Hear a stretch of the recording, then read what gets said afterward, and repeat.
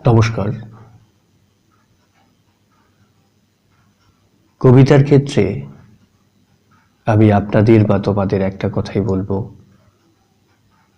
যে কবিতা আমাদের বারবার পাঠ করা উচিত, অর্থাৎ কবিতার পুনরাবৃত্তির ফলেই কিন্তু কবি কি বোঝাতে চাচ্ছেন বা কি বলতে চাচ্ছেন সেই বিষয়টা কিন্তু আমরা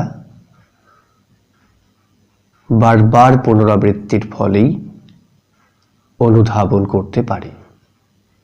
তো বেশি দেরি না করে আমরা মূল আলোচ্য বিষয়ে চলে যাই। আজকের পাঠ্য কবি কাজী নজরুল ইসলামের আমার কৈফিয়ত।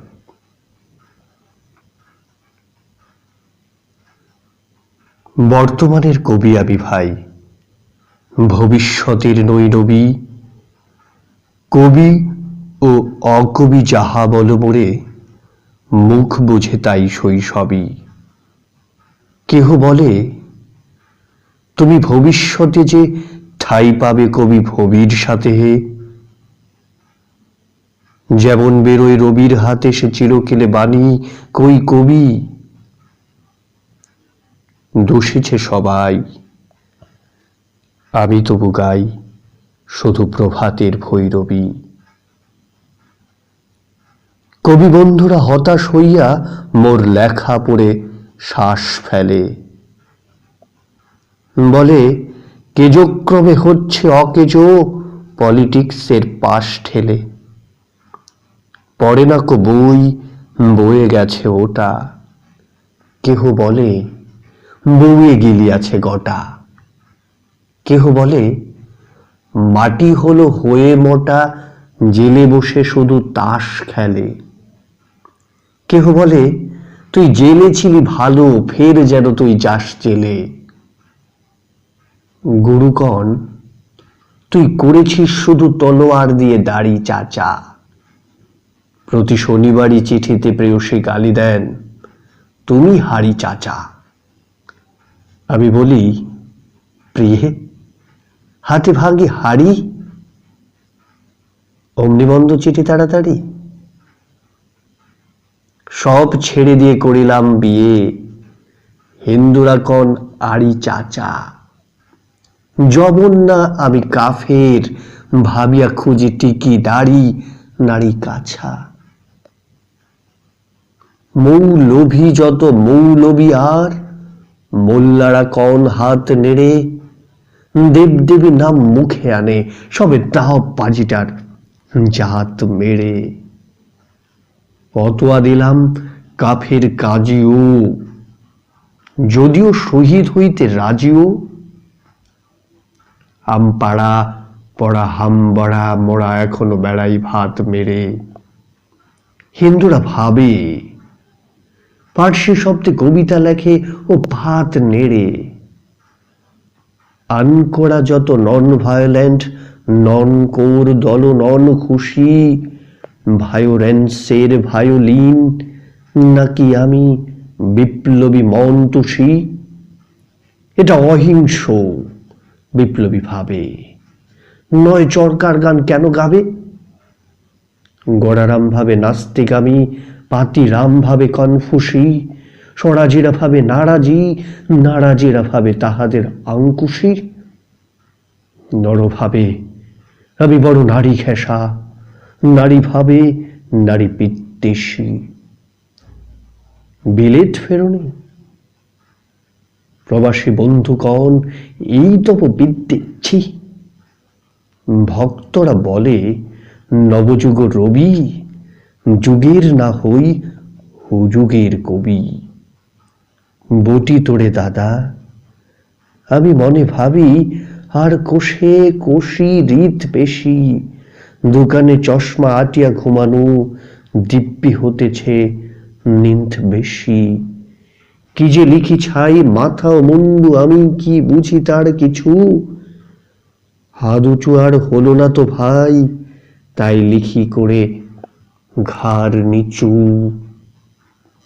বন্ধু, তোমরা দিলে না কো দাম, রাজ সরকার রেখেছেন মান, যাহা কিছু লিখি অমূল্য বলে অমূল্যে নেন। আর কিছু শুনেছ কি? হুম, ফিরেছে রাজার প্রহরী সদাই কার পিছু। বন্ধু, তুমি তো দেখেছ আমায় আমার মনের মন্দিরে, হাড় কালি হলো শাসাতে নাড়িনু তবু পড়া মন মন্দিরে। যতবার বাঁধি ছেড়ে সে শিকল, মেরে মেরে তারি করি বিকল, তবু যদি কথা শোনে সে পাগল। মানিল না রবি কান্দিরে, হঠাৎ জাগিয়া বাঘ খুঁজে ফেরে নিশার আধারে বন চিরে। আমি বলি, ওরে কথা শোন খেপা, দিব্যি আছিস খোশহালে, প্রায় হাফ নেতা হয়ে উঠেছিস, এবারে দাও ফসকালে ফুল নেতার হবি নে যে হায়। বক্তৃতা দিয়া কাঁদিতে সভায়, গুড়ায় লঙ্কা পকেটেতে বকা এই বেলা ঠোকা, সেই তালে নিস্তর ফুটো ঘরটাও ছেয়ে নয় পস্তা বিশেষকালে। বোঝে না কো যে সে চারণের বেশে ফেরে দেশে দেশে গান গেয়ে, গান শোন সবে ভাবে, ভাবনা কি দিন যাবে এবে পান খেয়ে, রবে না কো ম্যালেরিয়া মহামারী, স্বরাজ আসিছে চড়ে জুড়ি গাড়ি। চাঁদা চাই, তারা ক্ষুধার অন্ন এনে দেয়, কাজে ছেলে মেয়ে, মাতা কয় ওরে চুপ হতভাগা, স্বরাজ আসে যে দেখছে। ক্ষুধাতুর শিশু চায় না স্বরাজ, চায় দুটো ভাত একটু নুন। বেলা বয়ে যায়, খায় নিকো বাছা, কচি পেটে তার জলে আগুন। কেঁদে ছুটে আসি পাগলের প্রায়, স্বরাজের নেশা কথা ছুতে চায়। কেঁদে বলি, ওগো ভগবান তুমি আজিও আছো কি? কালিও চুন কেন ওঠে নাকো তাহাদের গালে, যারা খায় এই শিশুর খুন? আমরা তো জানি স্বরাজ আনিতে পড়া বার্তাকো এনেছে খাস, কত শত কোটি ক্ষুদিত শিশুর ক্ষুধা নিঙ্গারিয়া কাড়িয়া গ্রাস। এলো কোটি টাকা, এলো না স্বরাজ, টাকা দিতে নাড়ে ভুখারি সমাজ। মার বুক হতে ছেলে কেড়ে খায়, মরা বলি বাঘ খাও হে ঘাস। হেরিনু জননী মাগিছে ভিক্ষা, ঢেকে রেখে ঘরে ছেলের লাশ। বন্ধু গো, আর বলিতে পারি না, বড় বিষ জ্বালা এই বুকে, দেখিয়া শুনিয়া খেপিয়া গিয়াছি তাই যাহা সে কই মুখে। রক্ত ছড়াতে পারি না তো একা, তাই লিখে যাই এ রক্ত লেখা। বড় কথা বড় ভাব আসে না কো মাথায় বন্ধু, বড় দুঃখে। অমর কাব্য তোমরা লিখিও বন্ধু, যাহারা আছো সুখে। পরোয়া করি না বাঁচি বা না বাঁচি, যুগের হুজুগ কেটে গেলে মাথার উপরে চলেছেন রবি, রয়েছে সোনার শত ছেলে। প্রার্থনা করো যারা কেড়ে খায় ৩৩ কোটি মুখের গ্রাস, যেন লেখা হয় আমার রক্ত লেখায় তাদের সর্বনাশ। যেন লেখা হয় আমার রক্ত লেখায় তাদের সর্বনাশ।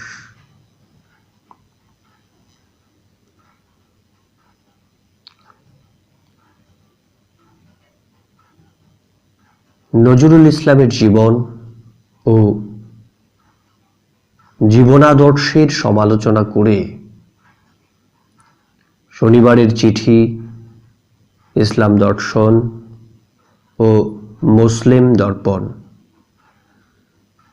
প্রভৃতি পত্রিকায় যে সমস্ত প্রবন্ধ প্রকাশিত হচ্ছিল, তার প্রত্যুত্তর স্বরূপ অর্থাৎ কবি কাজী নজরুল আমার কৈফিয়ত কবিতাটি হুগলিতে রচনা করেন এবং বিজলি পত্রিকায় 1332-এর আশ্বিন সংখ্যায় প্রকাশিত হয়।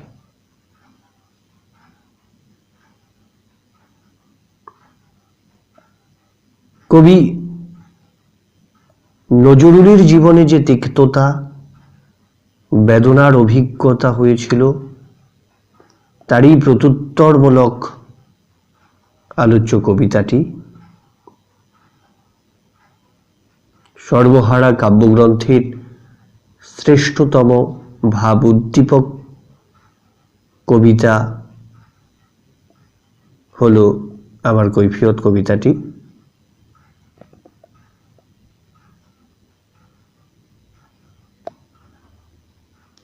নজরুলের ব্যক্তিগত আবেগ ও উচ্ছ্বাস এই কবিতায় একই সঙ্গে বেদনা, হতাশা ও অভিমানে পরিপূর্ণ।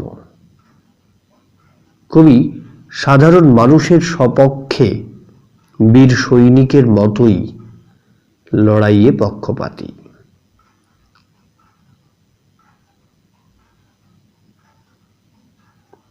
তিনি তাই তার রক্ত লেখায় তাদের সর্বনাশ লিখতে চেয়েছেন যারা কেড়ে খায় 33 কোটি মুখের গ্রাস।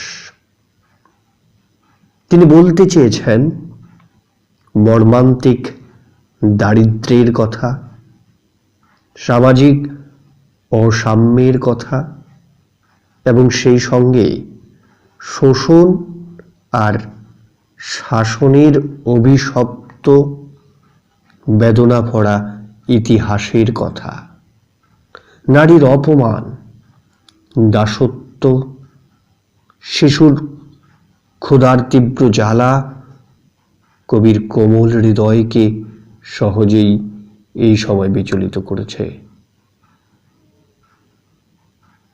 সেই ক্ষেত্রে আমার কৈফিয়ত কবির জীবন দর্শনের শ্রেষ্ঠ দলিল।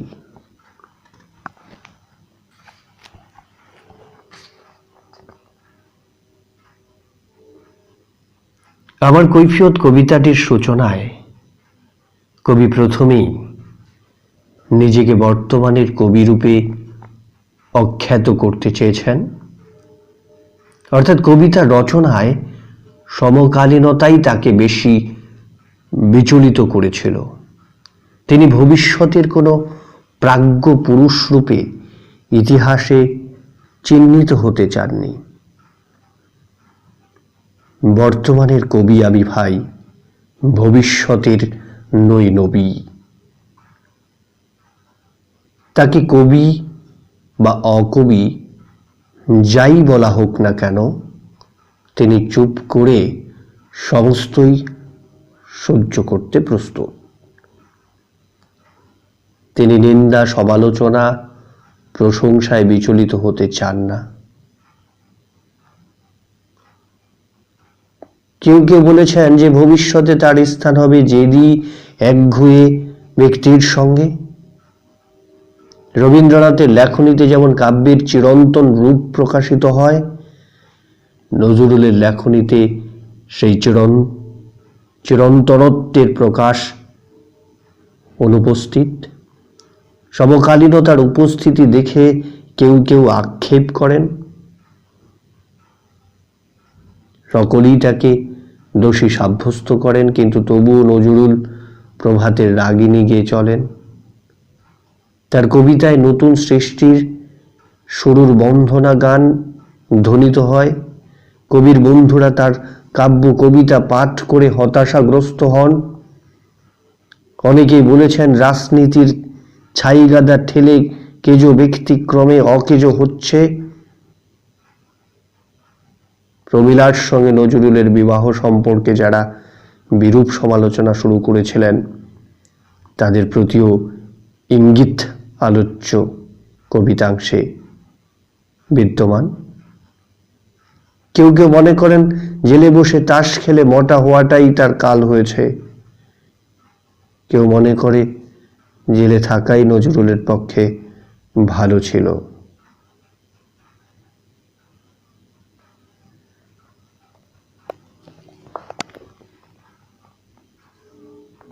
আমার কৈফিয়ত কবিতার তৃতীয় স্তবকে রবীন্দ্রনাথ শনিবারের চিঠি ও অন্যান্য পত্রপত্রিকার সঙ্গে নজরুলের সম্পর্ককে কেন্দ্র করে যে বিরুদ্ধ আবহাওয়ার সৃষ্টি হয়েছিল তার প্রতি ইঙ্গিত করা হয়েছে। রবীন্দ্রনাথ নাকি নজরুলকে একবার বলেছিলেন যে সে তলোয়ার দিয়ে দাড়ি চাঁচা শুরু করেছে, অর্থাৎ তার কবি প্রতিভা সাময়িকতার কাব্য রূপায়ণেই সমাপ্ত হচ্ছে। নজরুলের প্রতি রবীন্দ্রনাথের এই জাতীয় বক্তব্যের কোনো সুনির্দিষ্ট প্রমাণ পাওয়া না গেলেও সাবিত্রীপ্রসন্ন চট্টোপাধ্যায় জানিয়েছেন, জোড়াসাঁকোর বাড়িতে রবীন্দ্রনাথ সঙ্গে সাক্ষাৎ করতে যাবার সময় তেমন তেমন বড় লোককেও সমীহ করে যেতে দেখেছি। অতি বাক্পটুকেও ঢোক গিলে কথা বলতে শুনেছি। কিন্তু নজরুলের প্রথম ঠাকুরবাড়িতে আবির্ভাব সে যেন ঝড়ের মতো। অনেকে বলতো, তোর এসব দাপাদাপি চলবে না, জোড়াসাঁকোর বাড়িতে সাহসই হবে না তোর এমনিভাবে কথা কইতে। নজরুল প্রমাণ করে দিল যে সে তা পারে, তার দ্বারা সম্ভব। তাই একদিন সকালবেলা দে গরুর গা ধুইয়ে এই রব তুলতে তুলতে কবির ঘরে গিয়ে উঠল। কিন্তু তাকে জানতেন বলে কবি বিন্দুমাত্র অসন্তুষ্ট হলেন না। শুনেছি অনেক কথাবার্তার পর কবি নাকি বলেছিলেন, নজরুল, তুমি নাকি তলোয়ার দিয়ে আজকাল দাড়ি কামাচ্ছ, খুড়ি ও কাজের জন্য প্রশস্ত। এ কথা পূর্বাচর্চাগণ বলে গেছেন,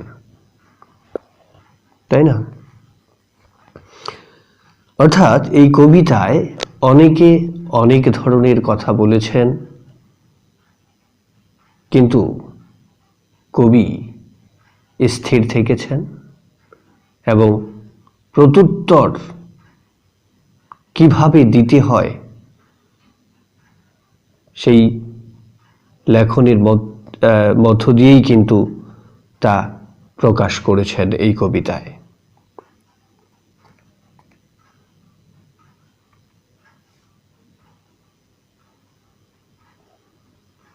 নজরুলের লেখনীতে এই যে জাগরণ, এ যেন শক্তি মর্তার প্রকাশ। রক্ত পিপাসু বাঘ যেমন রাত্রের অন্ধকার বিদীর্ণ করে আপন শিকারকে খুঁজে ফেরে,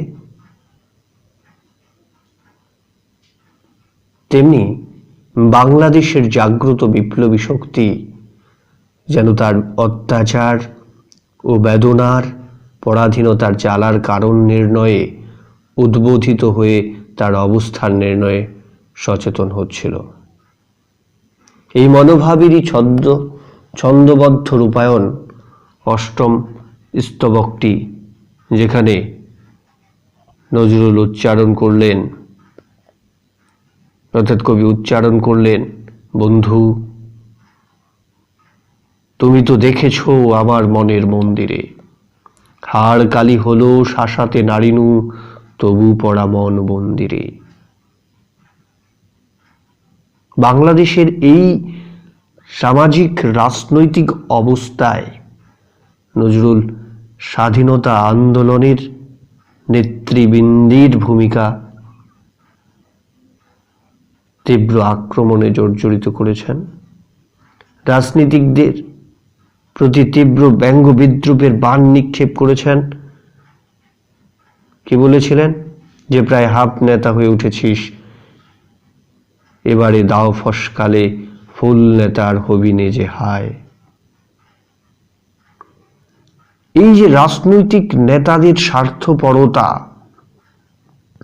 সুযোগ সন্ধানী মনোভাব,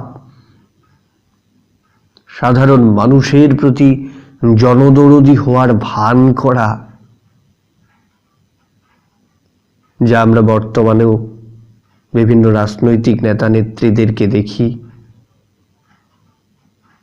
এই যে আপন আর্থিক স্বাচ্ছন্দ্য ও নিরাপত্তা বিধান করাই যে তাদের একমাত্র লক্ষ্য, দেশ সেবা গৌণ, এ তথ্য কবি নজরুলের অভিজ্ঞ দৃষ্টিতে ধরা পড়েছিল বলেই এমন তীব্র ব্যঙ্গোক্তিপূর্ণ বাক্যবন্ধ রচনা করা তার পক্ষে সম্ভব হয়েছিল।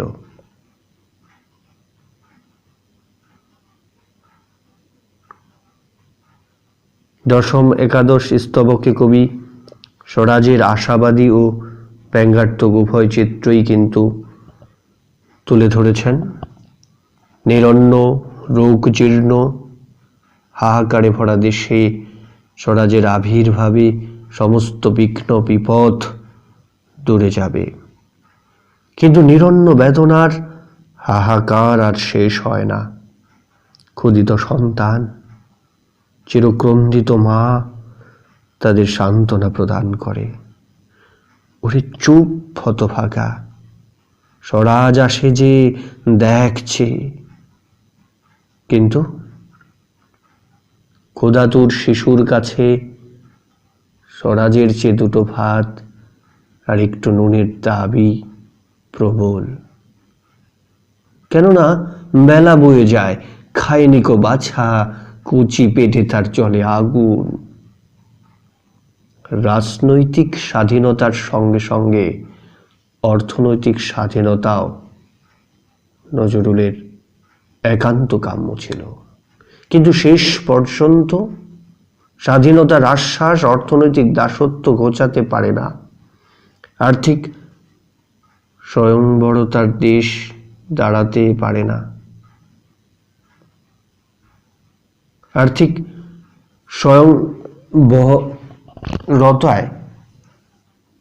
স্বয়ংভরতায় দেশ দাঁড়াতে পারে না। কবির অভিযোগ ধ্বনিত হয় ন্যায়াধীশ বিধাতার দরবারে, ন্যায়যুক্ত অধীশ। কেঁদে বলি, ওগো ভগবান, তুমি আজিও আছো কি? কালিও চুন কেন ওঠে না কো তাহাদের গালে, যারা খায় এই শিশুর খুন?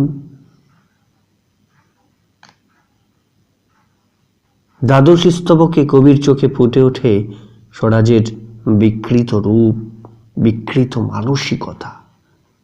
স্বরাজ আনিতে পড়া বার্তাকে এনেছে খাস, কত শত কোটি ক্ষুদিত শিশুর ক্ষুধা নিঙ্গারিয়া কাড়িয়া গ্রাস।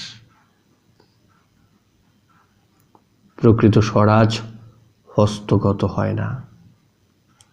স্বাধীনতা সূর্যের অকৃপণ আলোকে দেশ উদ্ভাসিত হয় না। সন্ত্রাস, হত্যা, দুর্ভিক্ষ, অত্যাচারের, অবিচারের, শাসন শোষণের আঘাতে আঘাতে মানুষ জর্জরিত হয়।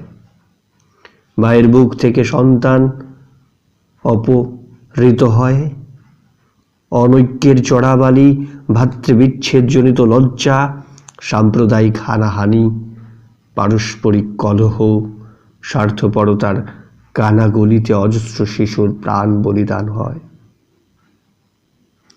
সহিংস, প্রবল উদ্ধত অন্যায় আর সাম্রাজ্যবাদী লোভ লালসায় অজস্র প্রাণ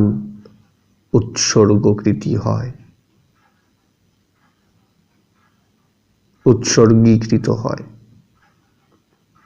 তবু জাতি অহিংসার মন্ত্রে মগ্ন থাকে। রক্তপিপাসু বাঘকে ঘাস খাওয়ার অনুরোধ জানায়, অসম্ভব অবাস্তব কল্পনায় দেশের আকাশ বাতাস ভারী হয়ে ওঠে। এই যে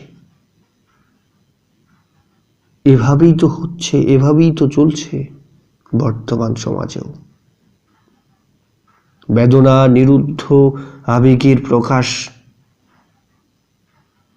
তার লেখনীতে এটি প্রতিবাদী চিত্রকল্পের অনবদ্য শব্দালিম্পনে হেরিনু জননী বাগিচের ভিক্ষা টেকে রেখে ঘরের ছেলের লাশ।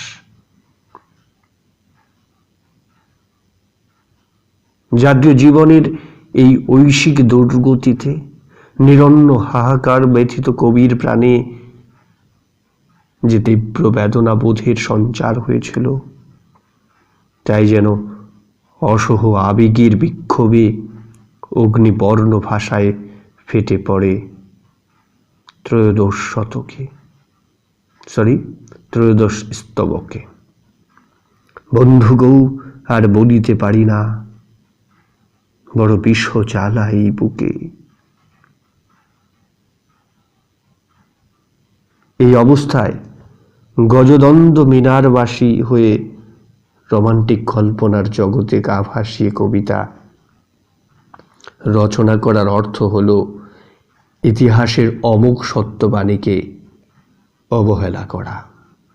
কারণ কবিতার কাজ হলো জীবনকে উদ্বোধিত করা, সত্য ও ন্যায়ের পক্ষে মানুষকে দাঁড় করানো। ফুলমেলার উৎসবে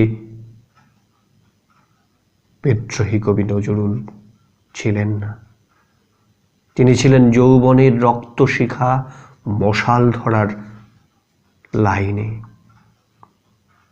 তাদের দলে ছিলেন।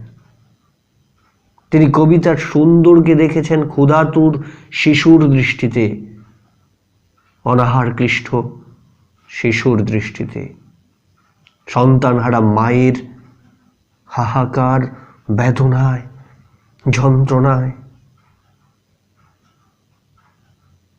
শ্মশানের পরে ক্ষুধাদীর্ণ মূর্তিতে মাদের লক্ষ্য করেছে। কাব্যের অতুল রহস্য, নিবিড় গভীরতা তাকে প্রাণিত করে না। তার কবিতা দীপ্ত মধ্যাহ্নে খড় তরবারি নিয়ে রণভূমিতে ঝাঁপিয়ে পড়ে। যে কবির ললাটে বিদ্রোহীর জয়তিলক অক্ষয় হয়ে রইল, তার পক্ষে মিথ্যা কলুষিত অন্যায় অত্যাচারের বিরুদ্ধে কবিতা রচনা করাই তো স্বাভাবিক। যুগের হুজুগ কেটে গেলে তিনি অক্ষয় অমর কবি খ্যাতিতে প্রতিষ্ঠিত হন বা না হন, তাতে তার কিছু যায় আসে না। তার একমাত্র প্রার্থনা তার রক্ত লেখায় যেন অত্যাচারীর চির অবসান হয়। সর্বপ্রকার ভ্রুক্তি অগ্রাহ্য করে মানুষ সাম্যের মন্ত্রে দীক্ষিত হোক, কিন্তু তা অনায়ত্ত বলেই কবিতাটির শেষে ইতিহাসের অমোঘ বস্ত্র নির্ঘোষের ন্যায় কবিকণ্ঠে উচ্চারিত হয় নিয়তি। কঠিন প্রার্থনা, পরোয়া করি না, বাঁচি বা না বাঁচি, যুগের হুজুগ কেটে গেলে মাথার উপরে জ্বলিছেন রবি, রয়েছে সোনার শত ছেলে। প্রার্থনা করো যারা কেড়ে খায় ৩৩ কোটি মুখের গ্রাস, যেন লেখা হয় আমার রক্ত লেখায় তাদের সর্বনাশ। তাহলে আমার কৈফিয়ত কবিতাটি সর্বহারা কাব্যগ্রন্থের। আমার কৈফিয়ত কবিতাটির প্রকাশকাল ১৩৩২ আশ্বিন। কোন পত্রিকা? বিজলি পত্রিকা। এই কবিতাটির মোট স্তবক সংখ্যা কয়টি তাহলে?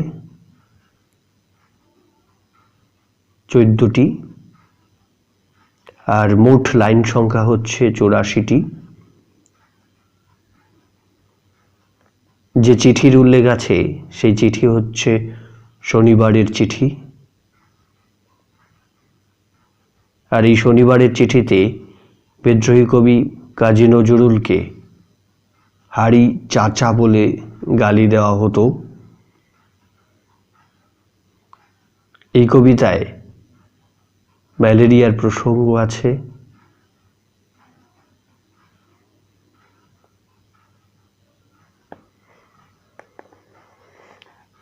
উল্লেখযোগ্য কিছু পংক্তি হচ্ছে: বর্তমানের কবি আমি ভাই, ভবিষ্যতের নই নবী। তারপর হচ্ছে গুরু কণ তুই করেছিস শুরু, তলোয়ার দিয়ে দাড়ি চাচা। গোড়ারাম ভাবে নাস্তিক আমি, পাতিরাম ভাবে কনফুসি। যাহা কিছু লিখি অমূল্য বলে অমূল্যে নেন, হেরিনু জননী বাকিছে ভিক্ষা, ঢেকে রেখে ঘরে ছেলের লাশ। বন্ধু গো আর বলিতে পারি না, বড় বিষ জ্বালাই বুকে, তাই লিখে যাই এই রক্ত লেখায়। প্রার্থনা করো যারা কেড়ে খায় 33 কোটি মুখের গ্রাস, যেন লেখা হয় আমার রক্ত লেখায় তাদের সর্বনাশ।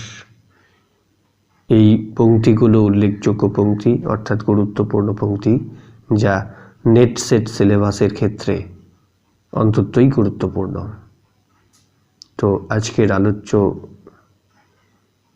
আলোচনা এখানেই সমাপ্ত করলাম। ধন্যবাদ।